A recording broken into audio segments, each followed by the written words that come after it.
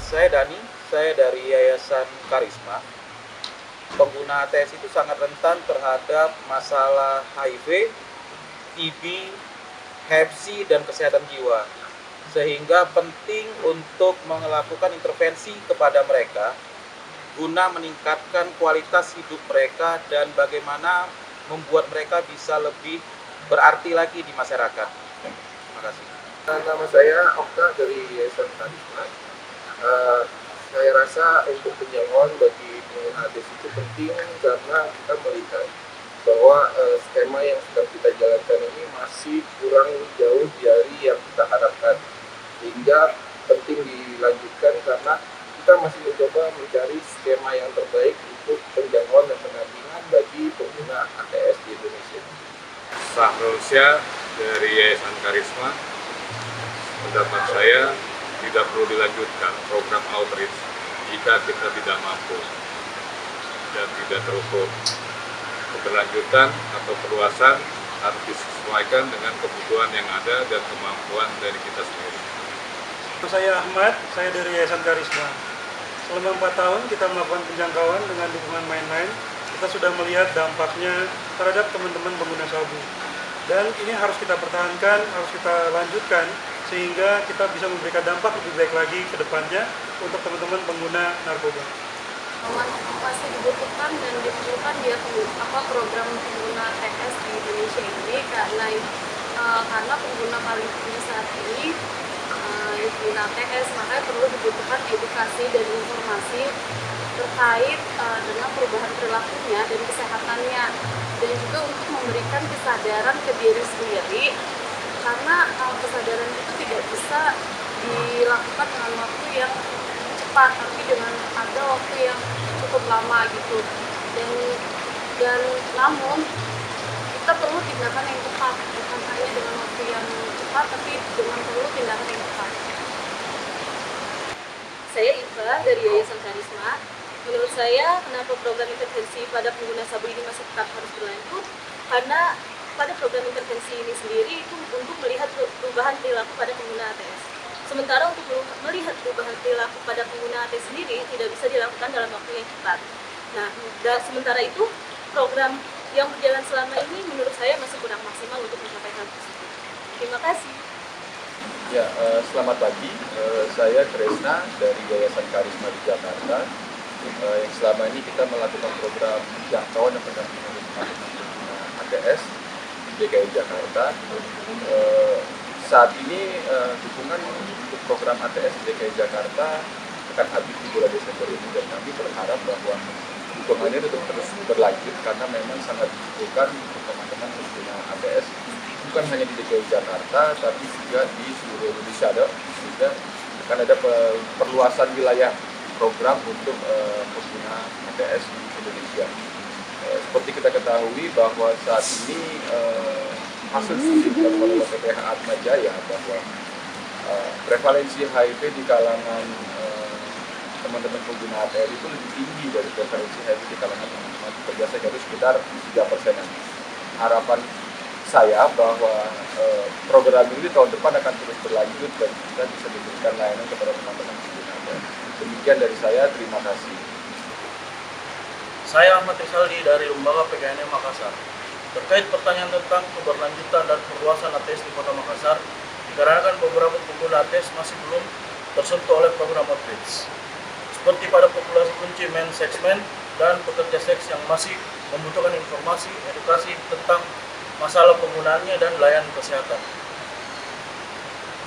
Saya Alam dari LPKNM. Kami berharap program ini berlanjut dan berkembang guna menekan laju peningkatan pengguna ATS yang ada di Kota Makassar. Penggunaan dengan cara suntik saat ini telah berkembang, di mana peluang yang sangat besar dapat terjadi untuk penyebaran virus HIV.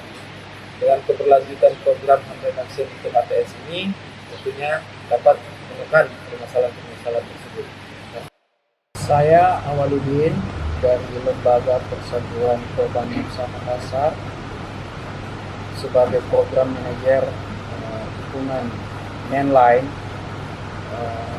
Saya mengucapkan merasa bersyukur telah diberikan amanah menjalankan program ini selama 3 tahun di Makassar dengan memperoleh dampak yang sangat begitu luas.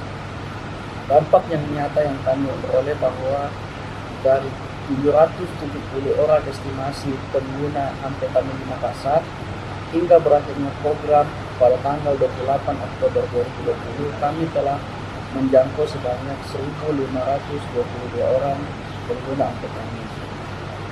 Kami sangat berbangga dengan program yang diberikan Mainline. Mainline sangat begitu menyentuh kepada seluruh pengguna sabu di Kota Makassar dengan program-program kegiatan edukasi, peer educator, fokus diskusen dengan pertemuan stakeholder sehingga PKNM mampu memberikan sosialisasi terkait kegiatan yang dilakukan selama ini. Terkait keberlanjutan program, memang kami sangat sedih karena program ini telah berakhir. Karena program ini serasa masih seperti balita yang baru dilaksanakan. Nah, sehingganya apabila keberlanjutan ini program ini kami masih sangat membutuhkan dukungan dari yang lain.